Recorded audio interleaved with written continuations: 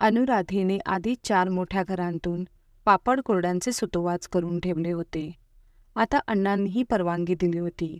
प्रश्न होता तो अनंताचा. परिस्थिती व अपयशाने काहीसा आधीच खुम्मा झालेला अनंता परवाच्या आनंदाच्या जाण्यापासून अधिकच निराश दिसत होता. अनुराधेला त्याची तगमग दिसत होती, पण याला बाहेर कसे काढावे कळत नव्हते. त्या रात्री तिने सगळे झोपल्यानंतर हळूच विषय काढला. हे बघा, आनंद आपल्यापासून लांब गेला असला तरी परक्यांकडे नाही. माझे आईवडील मुलांप्रमाणे सांभाळ करतील त्याचा. आपण आता आधी आपला संसार बळकट करू. तुम्ही कष्टाला कधी कमी करत नाही, माहीत आहे मला. एका दुकानात यश नाही मिळाले म्हणून नेहमीच अपयश येईल असे नाही. आपण दोघं मिळून काही जोडधंदे सुरू करावेत असं मनात आहे माझ्या. पण तुम्ही मनावर घेतल्याशिवाय जमणार नाही. काय आहे तुझ्या मनात?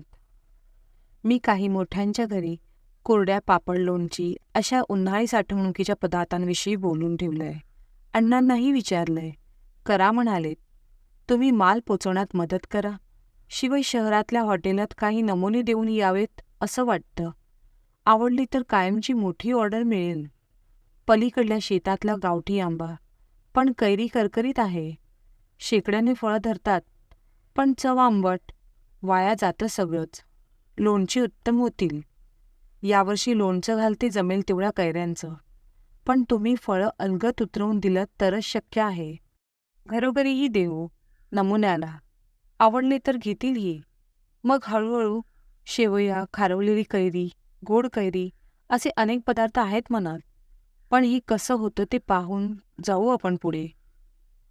मसाल्यांना, बरण्यांना पैसे आहेत थोडे, जमेल तेवढ्यात. मग अनंताने परत एकदा अनुराधेकडे पाहिले. माझ्याशी लग्न करून फसलीस तू. अहो, असं का बोलता? कसलीच हौस पूर्ण करू शकलो नाही तुझी. असा आपल्या दोघांचा व्यवसाय असावा हीच माझी हौस आहे. ती भागवा. भागवली. उद्यापासूनच सुरुवात करू. मग कितीतरी दिवसांनी अनंता हसला. अनुराधाही. हळूच मग अनंताच्या दंडावर डोकं ठेवून ती लवंडली. दिवस हळूहळू पुढे सरके. आजोबांबरोबरचा वेळ आनंदाला नित्य नवी काही शिकवत असे. आई करून देई तशी जुन्या पानांची सुबक वही आजोबांनी आनंदाला करायला शिकवली. शिकवणीला जात त्या मुलांच्या जुन्या अर्ध्या कोऱ्या वह्या आजोबा घरी घेऊन आले. त्या मुलांची आई त्या तशाच न्या म्हणत असतानाही त्यांनी ती रद्दी म्हणून विकत घेतली होती. चांगल्या 10 वह्या झाल्या. मोठ्या दाबणाने जोर देऊन इजा न होऊ देता कसे शिकायचे, वही नीट उघडता यावी म्हणून काय काळजी घ्यायची, जुनेच पुठ्ठे पण नीट आकारात कापून कसे बायडिंग करायचे वगैरे. आनंदाच्या हातात आईकडून आलेला सुबकपणा गुण होताच. लगेच जमेल त्याला हे करायला. अनुसयाबाई, आमचे ट्रेनिंग झाले हो. आता तुम्ही खळ करायला शिकवलीत की आमचा बलवीर स्वकमाई करायला तयार. वह्यांकडे अनुसयाबाईही पाहतच राहिल्या. वह्याचा विचार करता अत्यंत सुबक वह्या बनवल्या होत्या आनंदाने. त्यांनी हसून आनंदाकडे पाहिले तसा आनंदाचा चेहरा हसरा झाला. आत एक धागा हळूच उलगडला गेला. आनंदा, तू माझ्या शेजारी बसून बघ, पण एकदम एकट्याने कधी करायला जाऊ नकोस हा खळ. चुलीत ज्वाळा एकदम वर येतात, भाजेल एखादे वेळी. सवड झाली की तुझ्यासाठी लहानशी शेगडी बनवून लिंपून ठेवेन, मग जमेल तुला. आजी, तुला शेगडी येते करता? आई पण करते, पण नेहमी मी उठायच्या आतच पूर्ण होते तिची. मला करायची होती, पण कधीच दिवसा नाही करायची ती. अरे, आईच्या मागे व्याप किती तुझ्या. तिला खेळत बसायला वेळ कुठे मिळणार. आपण दुपारी करू. तू कर मला मदत. काय? हो आजी. कळी खुललीच त्या दिवशी आनंदाची. आजोबा, स्वकमाई म्हणजे काय? आज संध्याकाळी आपण तळ्याकाठी जाऊ. पाणी नाहीये फारसं तळ्यात, पण बाकी खूप साऱ्या गोष्टी पाहायला मिळतील तुला. स्वकमाई. अरे हो, तेव्हाच सांगेन तुला अर्थ काय, बरं? मग आनंदाला संध्याकाळचे वेध लागले. संध्याकाळी आजोबा आणि आनंद निघाले. आजीने थोडे चुरमुरे दाणे आणि तेलात बुडवलेल्या पापडाच्या लाट्या एका डब्यात दिल्या. दोघं चालत चालत तळ्याकाठी पोचले. तळ बरंच आटलं होतं. फक्त मधोमध पाणी होतं. तळ्याच्या काठाने बरीच झाडं होती. पाण्यावर झुकलेल्या फांद्यांवर सुगरणीची घरटी होती. काही सुगरणी तर घरटं दुरुस्त करत होत्या. उंच झाडांवर काही इतर पक्ष्यांची घरटी होती. संध्याकाळची वेळ असल्याने पक्षी घरट्यांकडे परतत होते. जवळच जुन्या वृक्षांजवळ काही नवीन रोपं उन्हाळ्यातही तग धरून उभी होती. आल्या आल्या आनंद माकडासारखा या झाडावरून त्या झाडावर चढू उतरू लागला. पक्ष्यांची काही लहान पिल्लं पाणवठ्याजवळच्या चिखलात किडे शोधण्यात मग्न होती. ती दचकून उडाली व खालच्याच फांद्यांवर बसली. त्यांची उडण्याची कुवत तेवढीच होती. थोड्या वेळाने त्यांची भीड झेपली व ती परत पाणवठ्याकडे झेपावली. अचानक आनंदाला काहीतरी आठवलं. तो झाडावरून सरसर उतरून आजोबांकडे आला. आजोबा, तुम्ही मला स्वकमाई करायला शिकवणार होतात ना? हो, ते नंतर. आता आधी डोळे झाका बरं. आजोबा, आपण लपाछुपी खेळायची? तुम्ही खेळणार माझ्याबरोबर? अवाक होत आनंदाने विचारलं. आजोबांना मनापासून हसू आलं. त्याचवेळी त्या मुलाला त्याच्या वयाच्या सवंगड्यांची किती गरज आहे हेही जाणवलं. नाही रे आनंदा, एक वेगळीच गंमत आहे. झाका बरं डोळे. मग आनंदाने डोळे बंद करून बसला. आजोबांनी पांढरी कागद, पेन्सिल, रंगपेटी, ब्रश, खडू सगळं समोर मांडलं आणि म्हणाले, आनंद शेठ, उघडा बरं डोळे.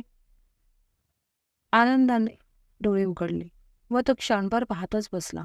मग त्याने आजोबांकडे पाहिले. अजूनही समोर दिसत असलेल्या गोष्टींवर त्याचा विश्वास बसत नव्हता. हे बघ आनंदा, तुझ्या अण्णाकाकांनी मला बजावून सांगितले होते की तुला रंगकाम करू देऊ नये. याचं कारण तुलाही माहीत आहे. आनंद हिरमुसला. खाली मान घालून बसला. वर बघ आनंदा. सांग का सांगितलं? आनंद गप्पच राहिला.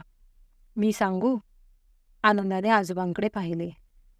कारण त्यांना वाटतं तू सगळा वेळ रंगकामात घालवलास म्हणून नापास झालास. तुला काय वाटतं? आनंद गप्पच बसून राहिला. हे बघ बाळा, अपयश आलं म्हणजे यश मिळणारच नाही असं नाही. पण ते अपयश का आलं हे कळलं नाही, त्या कारणाचा विचारच केला नाही तर मात्र यश मिळवणं कठीण. ती पक्ष्यांची पिल्लं बघ. आधी काहीच फूट उंच उडतात, धडपडतात, परत उडतात, प्रयत्न करत राहतात सतत. मग हळूहळू व्यवस्थित उडू शकतात. पण त्यांना उडता येत नाही तरी त्यांचे आईबाबा त्यांना आता घास भरवत नाहीत, कारण त्यांच्या पोटातली भूकच त्यांना उडायला भाग पडते. आयतं मिळालं तर ते उडण्याचा प्रयत्न करणारच नाहीत व त्यांच्या पंखात कधीच ताकद येणार नाही. ही स्वकमाई त्यांना ताकद मिळवून देते आणि आत्मविश्वासही. पण वर बघ, त्या पिल्लांच्या आईबाप सतत वरून त्यांच्यावर लक्ष ठेवून असतात. काही धोका वाटला तर ते लगेच खाली झेप घेतात. आपणही जमेल तितकं स्वयंसंपूर्ण व्हावं. तीच स्वकमाई. घर हे प्रत्येकाच्या स्वकमाईने चालतं. यात पैसे मिळवलेच पाहिजेत असं नाही. कष्ट करून विकत आणावयाच्या वस्तू कमी खर्चात घरी बनवल्या तरी ती स्वकमाईच. जशा आज तू वह्या बनवल्यास. आता हे साहित्य घे आणि सुंदर रंगीत चित्र काढ या कागदांवर. मग आपण ती वह्यांच्या पुठ्ठ्यांवर चिकटवू. वर्गात सर्वात सुंदर वही तुझीच असेल मग. आनंदाचे डोळे चमकले. आजोबा हे सर्व साहित्य आपल्याला या तळ्यात फेकून द्यायला लावणार असा एक भयंकर विचार त्याच्या लहानशा डोक्यात तळून गेला. तो लगेच सरसावून बसला. कितीतरी दिवसांनी त्याच्या हाती त्याची सर्वात प्रिय वस्तू आली होती, रंगपेटी आणि ब्रश. त्याच्या आनंदाला पारावर उरला नाही. बराबर वह्यांची कवर्स तयार होऊ लागली. त्यावरती फुटभर उडणारी पक्ष्यांची पिल्लं, घरटं साकारणारी सुगरण, तलावावर चुकलेली फांदी हुबेहूब चितारली गेली. मनसोक्त चित्र काढून झाली. मध्येच त्याला गावात पहिल्या दिवशी पाहिलेली शिंदींची उंच उंच झाडं व त्यावरची लाल केशरी फळं आठवली. मग तीही उमटली त्या एका कव्हरवर.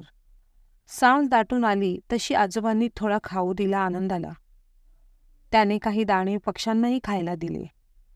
मग दोघे निघाले.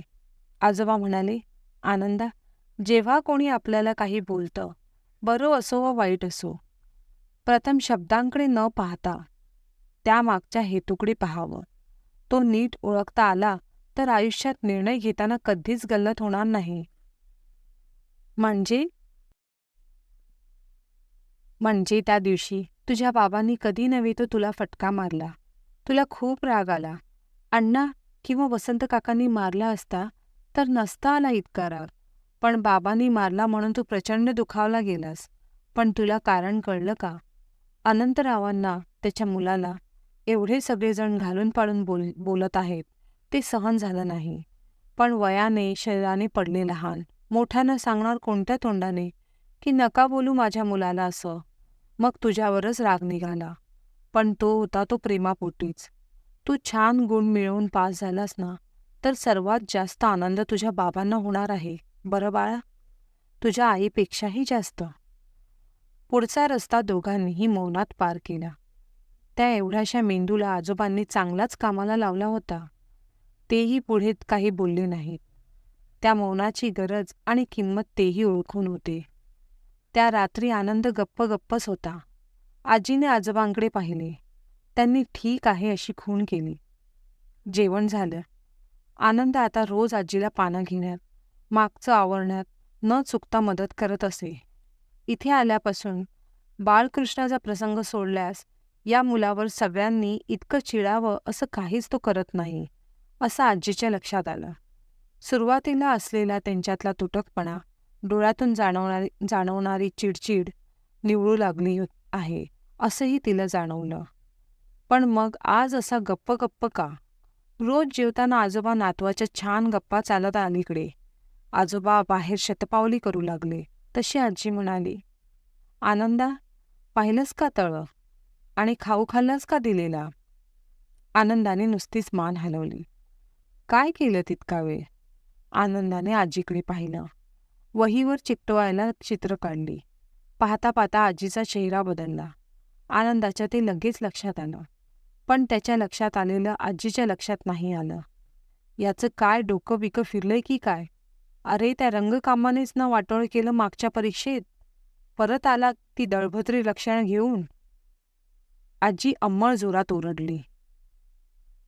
आनंद एकदम कावराबावरा झाला. काहीसा चिडला. मग आजोबांचे शब्द आठवले त्याला. आजी का चिडली? तिलाही अण्णांसारखंच वाटतं का? खरंच असेल का तसं? चित्र काढून आपण नापास झालो का? पण असं असतं तर आजोबांनी मला चित्र काढायला कशी सांगितली असती? मग का झालो मी नापास? तो उठून बाहेर आला. आजोबा, मी आता परत 5वीच्या वर्गात बसायचं का? ते या 1-2 दिवसात कळेल.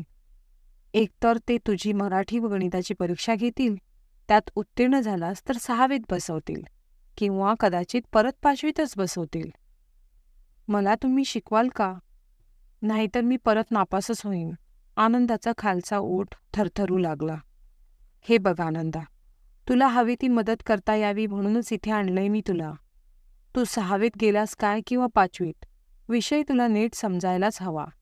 आणि यासाठी आपण उद्यापासून अभ्यासाला सुरुवात करणार आहोत. काय आनंदा? आनंदाने मान डोलवली. आजोबांनी मनाची मशागत पूर्ण झाल्याच्या समाधानाने मान हलवली.